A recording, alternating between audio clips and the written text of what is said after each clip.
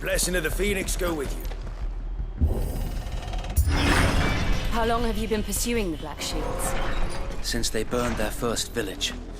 We tracked down the bastards responsible and fed their corpses to Stillwind.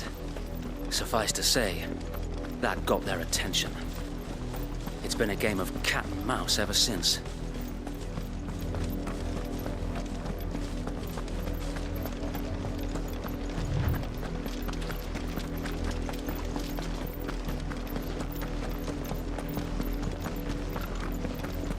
Look at me sideways. Go along now. The bastards are lucky I didn't. There they are. On your command, my lord.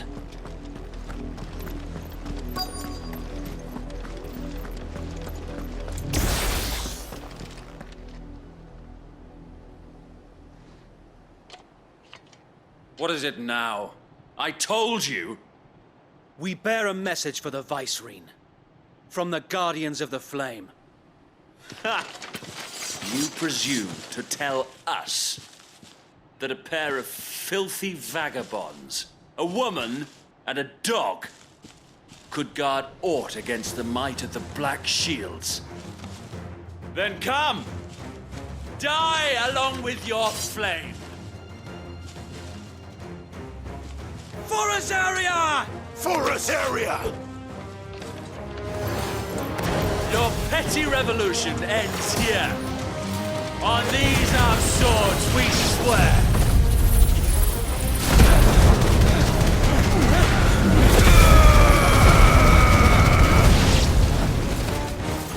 Bloody hell! Reinforcements from the far bank! Another wyvern to fight their battles for them.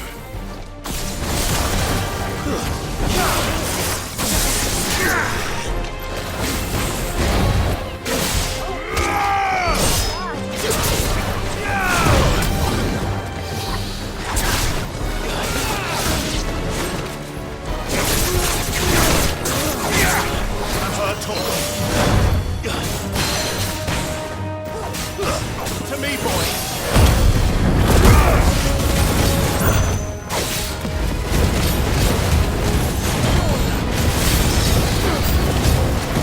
More dragons. The Imperials aren't taking any chances. I can't say I...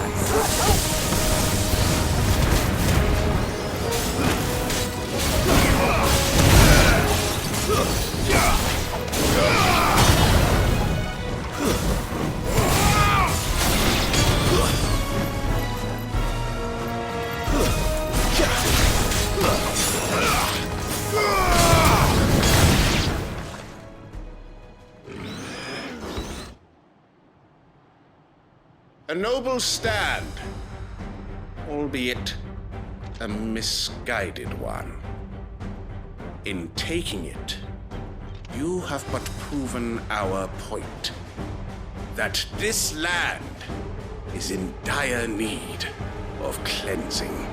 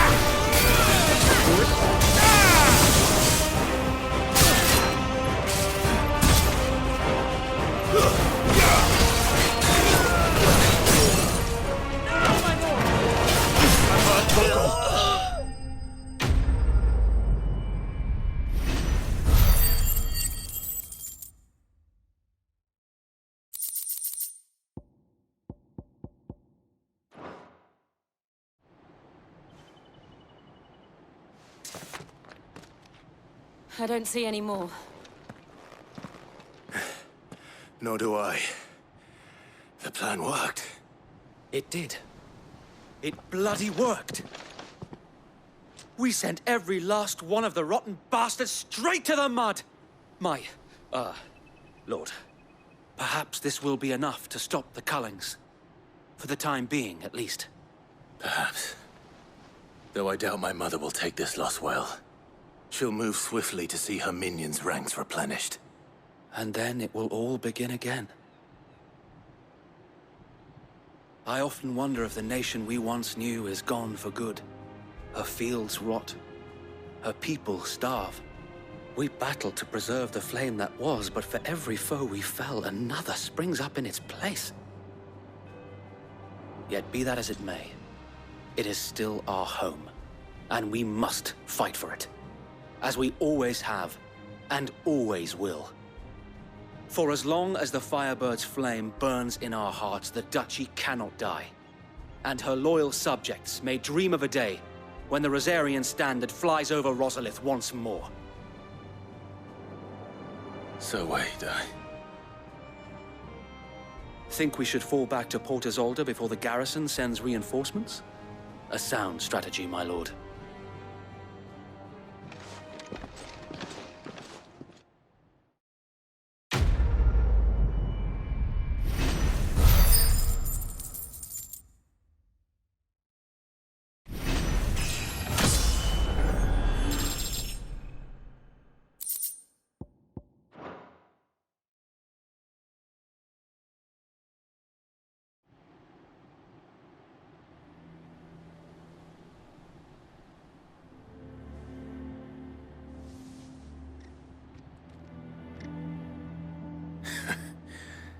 And how long has my uncle been funding you and your comrades' endeavors?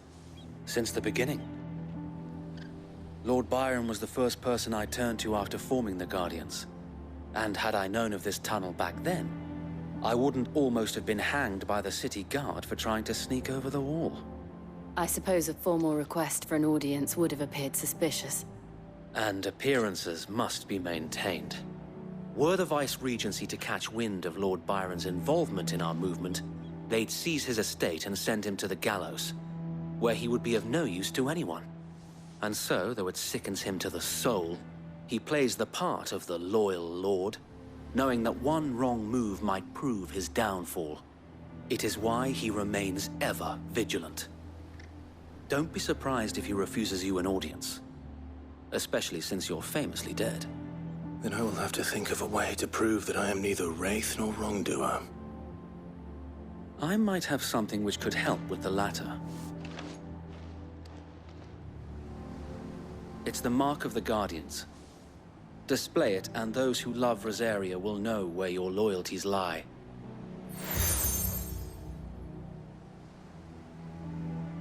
I shall wear it with pride. Be sure that you do. I don't want my men attacking you again. Unless you deserve it. If only Sir Tyler could have been here to see you. Or the Lord Commander.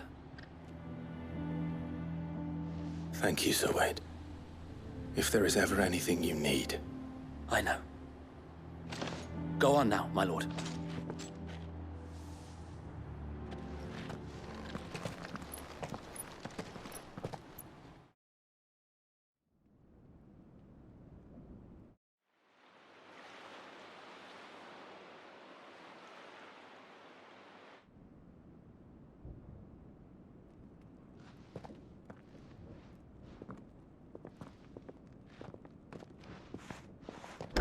How accommodating.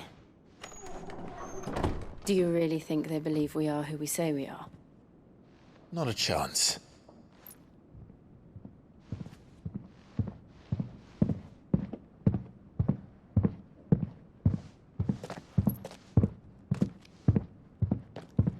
All right, I guess. My uncle believes we're imposters here to rob him. And means to string us up himself.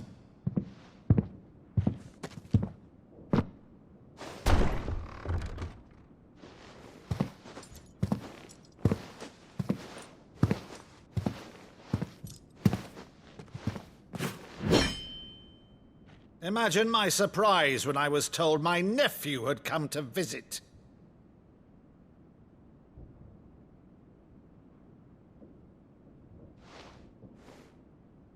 Clive Rosfield died long ago. And for uttering his name here, you shall pay with your tongue!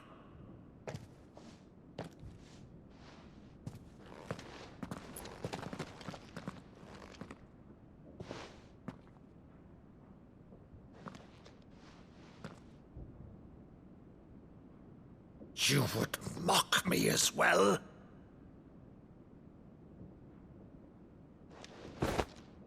It is I, Sir Crandall of Camelot, loyal servant to Her Serene Holiness, Saint Sybil the Unshod.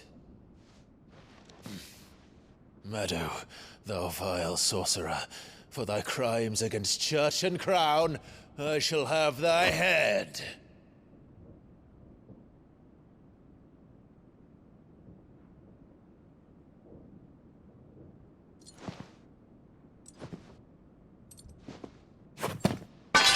Curse thee, infectious flax wench. Even in death, must thou plague me still? Very well. I shall open the gates of hell, that thou might see thy charge once more.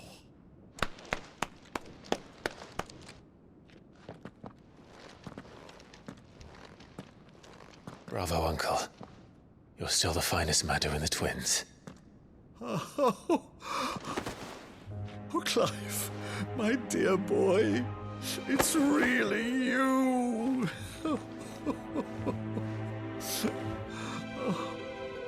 You always were fond of that scene from The Saint in the Sanctuary. Never did let me play Sir Crandall.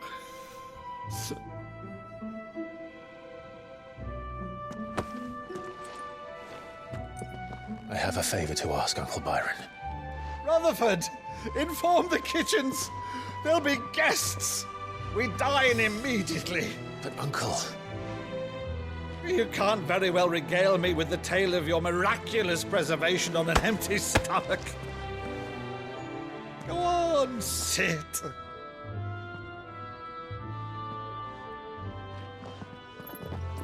See that you use the good plates, Rutherford.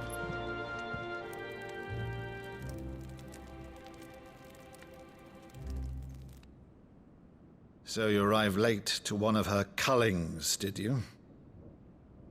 Since becoming Vicereine, Annabella has been a constant thorn in Rosaria's side, but these atrocities are a new low. Something has changed. Quite what, I don't know, but the woman we knew is gone, and a monster sits in her place. A monster. For better or worse, I've been charged with governing this town, and thus must maintain the illusion of obedience. That's all I can do to aid Wade and his merry band of revolutionaries. So he's told us. You have risked much for Rosaria. Our nation will be forever in your debt.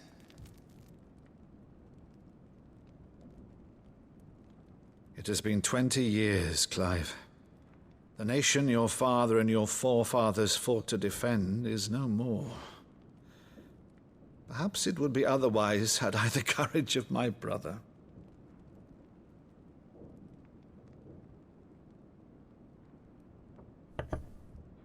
All right, if it's a ship you require, a ship you shall have. I've a galley in port, but recently relieved of her cargo. She can be outfitted for the voyage in a matter of weeks. So you believe us, then? About everything? Believe you? Ha! Only a fool would believe even half of the things you claim.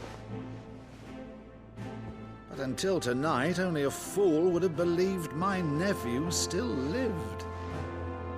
And besides, I have it on good authority that Clive is telling the truth. Whose authority? Your own, of course. You've always been a terrible liar. Is that true? It's not untrue. Let's say no more about it, eh? It wouldn't do to linger on my nephew's greatest failing.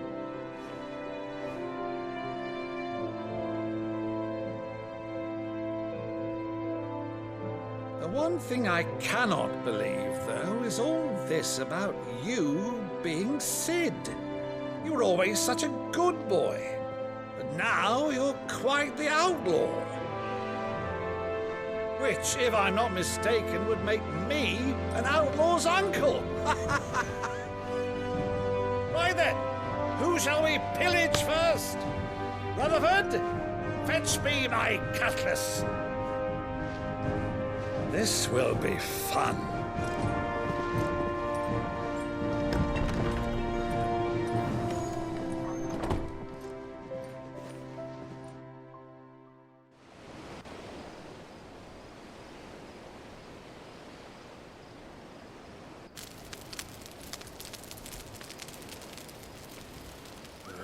Over there. Go on. She's a fine ship, isn't she? Once outfitted, she'll bear us across the boiling sea to Drustinus in the space of 3 days.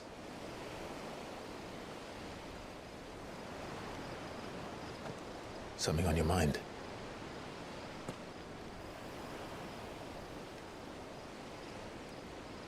Monsters.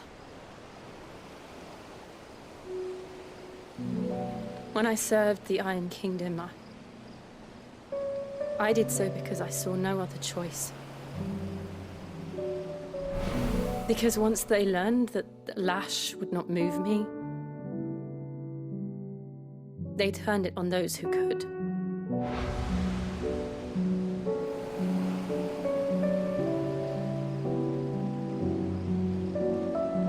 And so I became their puppet. I let them pull my strings, telling myself it was not my hand that swung the sword, but another's.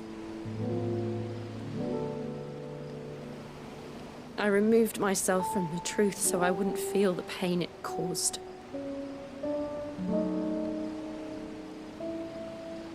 And before I knew it, I no longer felt anything at all.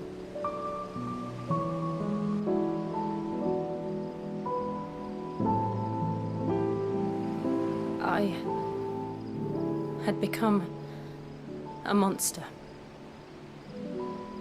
Jill.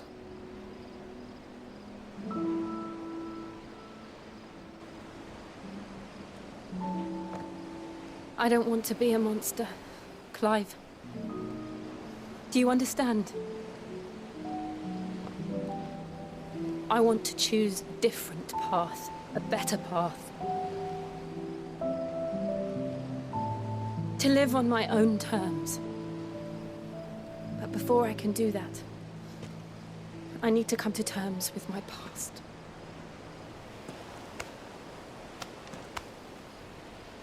And when you do, I'll be standing there with you, just as you stood with me.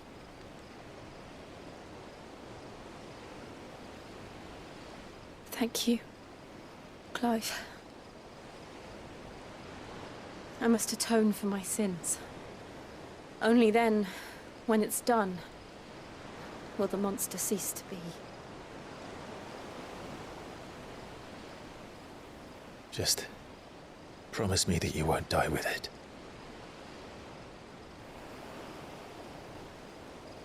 Now, let's get some sleep. The journey back to Benamir is long, and there is much to tell the others.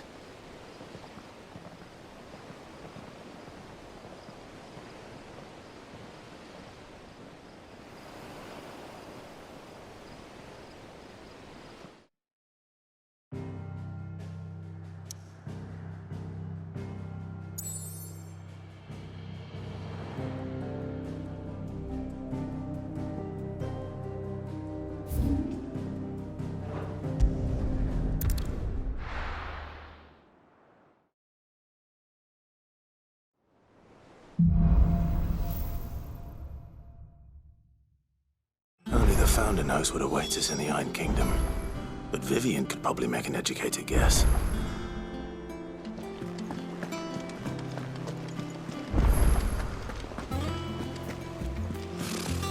Typical nobles.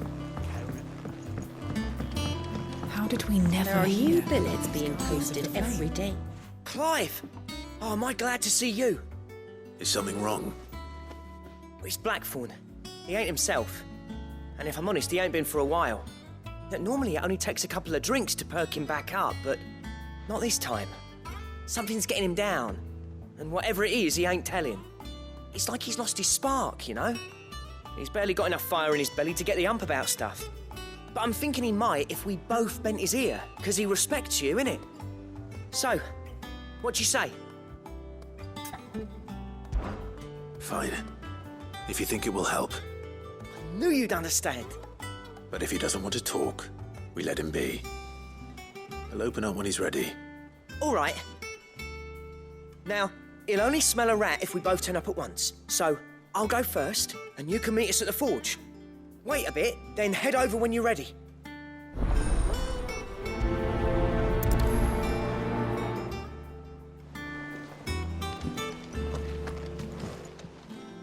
How are you doing?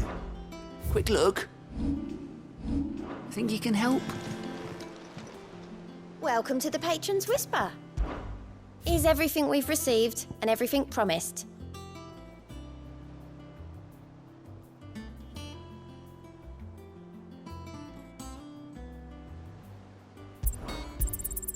Here you are. Come again.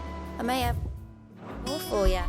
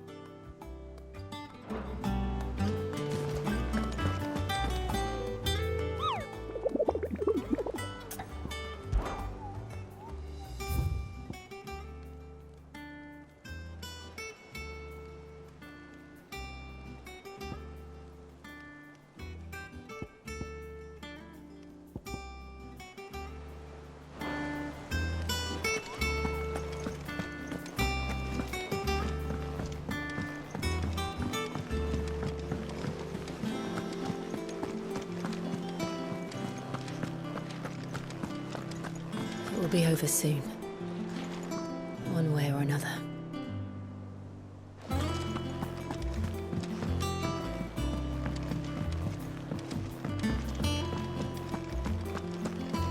That monster's taken quite a liking to Lady.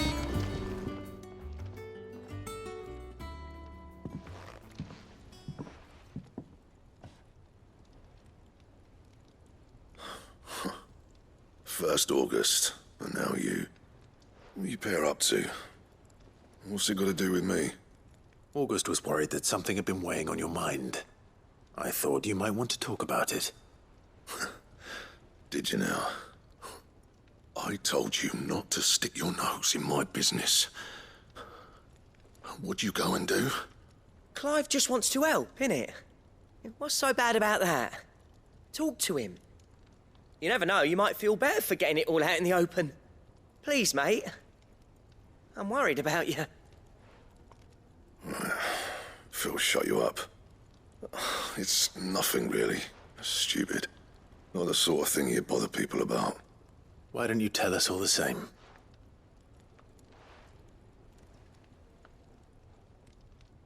Karen and I have an arrangement.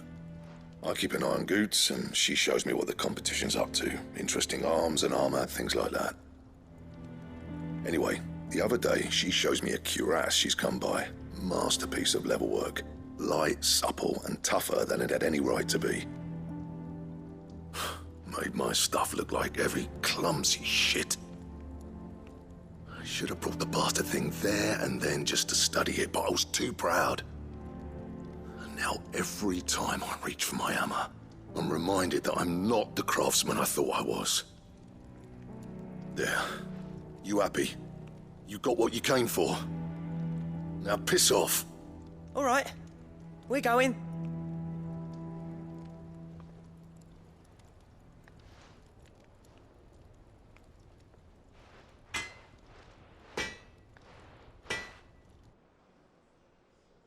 I always thought of old Blackthorn as a bit of a force of nature. Like a storm cloud full of ale. Didn't think anything could rattle him. Least of all a stupid piece of leather. Blackthorn's always taken pride in his craft. Questioning it means questioning himself. Something tells me this is only going to get worse. If he has doubts, it will affect his work, which will only add to his problems. We need to nip this in the bud. I couldn't agree more. He said he should have bought that cuirass. Perhaps we should track it down for him. Assuming you're happy to help, that is. Too bloody right I am. Glad to hear it. First things first, then. We need to speak to Karen.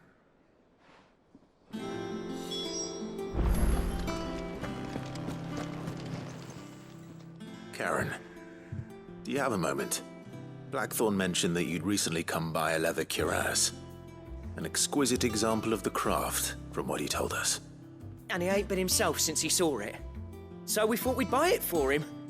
Sorry, sold it already. Didn't think Blackthorn cared for it the way he turned his nose up. But it was nicely put together, that's for certain. Even if the bloke who made it is a bit of an odd one. Happened across him on my travels. Makes all his stuff to order, but the fella who commissioned it refused to pay. He didn't like the colour of summit. So I took it off his hands for a fair price. You don't know where we might find him, do you? Like I said, he's a bit of an odd one. Doesn't even have a workshop. He don't trust hunters neither, which means he spends as much time out tracking beasties as he does working their hides. I see. He did tell me something, though. Apparently, his next commission's for a set of griffin hide greaves. Here, there's a griffin on the hunt board. The curse breakers were placing bets on who'd bag it. Now, where the bleeding hell was it sighted? Somewhere in Sambrec, maybe... Caer Northern, that was it. Thank you, Karen. We'd be lost without you. At least you admit it. So, it sounds like going after that griffin might be the best chance we have of finding our roaming leatherworker. I'll leave the hunting to you if you don't mind. While you get on with that, I'll ask around the markets. See if I can't sniff out who he is and where he's hiding. Good idea. Hopefully one of us will be able to track him down.